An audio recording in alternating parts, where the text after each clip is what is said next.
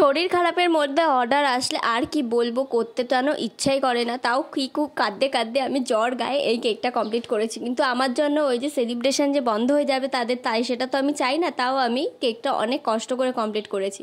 তো দেখো উনি আমাকে কত পাউন্ডের কেকটা করেছিল আমি তাও ভুলে গিয়েছি। তো যাই হোক, দেখো কেকটা কত লম্বাটে হয়ে গেছে। আমি একটু চওড়ার পরে করব ভেবেছিলাম, তো লম্বাটে পুরো হয়ে গেছে, ক্যামেরায় ধরছেই না। তো দেখো এই কেকটা একটা অন্যরকম টাইপের কেকটা ছিল, কিন্তু বলেছিল অল্প ক্রিম দিতে। তোমরা ভেবো না আমি কিপটেমি করে অল্প অল্প ক্রিম লাগিয়েছি। আমাকে বলেছিল বাচ্চারা খাবে, একদম অল্প ক্রিম দিতে, তাই জন্য কিন্তু কেকের গাগুলো হালকা হালকা দেখা যাচ্ছে।